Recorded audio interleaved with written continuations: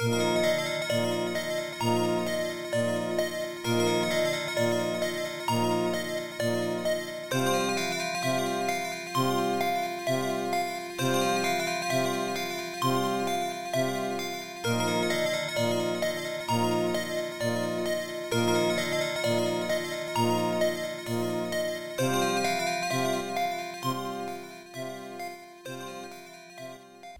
hot chick with weird colored hair shooting lightning. Where have we seen this before? Nowhere. This is totally original. This is Alisia Dragoon for the Sega Genesis. This is not Contra, and this is not Castlevania. It's not even close, but there is a certain charm about this platforming game. For example, the attacks are really satisfying. Your main protagonist, Alisia Dragoon, she shoots this powerful beam of electricity out of her hands, and it just completely burns through all the enemies. I mean, it is so powerful.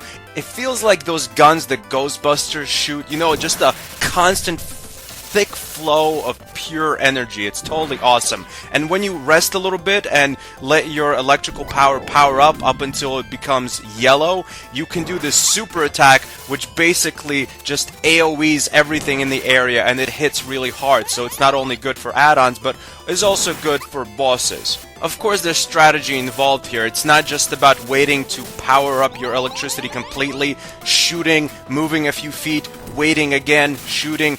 Sometimes you just don't have the privilege to do that. Sometimes you need to be shooting constantly. So you shoot your electricity a little bit, wait a little bit to recharge so you don't run out, shoot it again. And also you have to keep in mind that you have companions.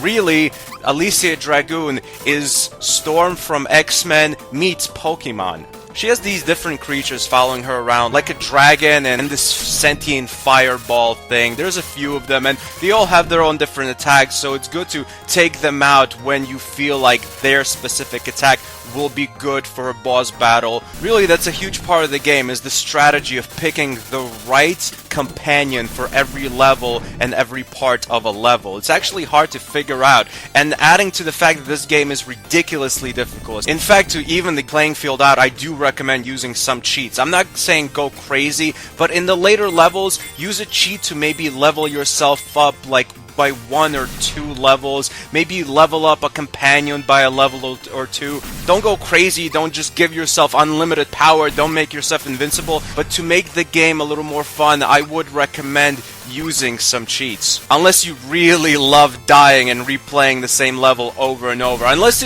you're one of those Nintendo hard players that really wants a challenge. If you're just a casual player like myself, I would totally not recommend torturing yourself here.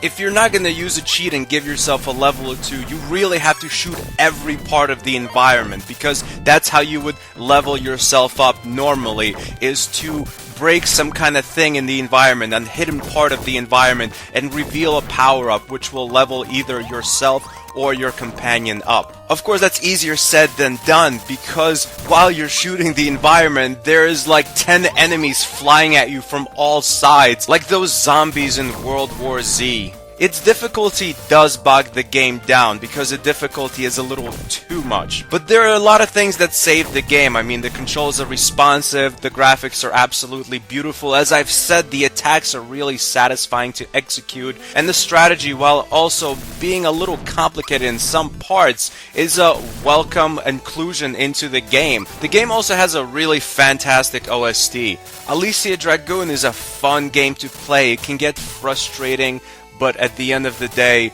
it's an enjoyable experience overall. It gets an official stanburdman rating of a 7.5 out of 10. Thanks for watching.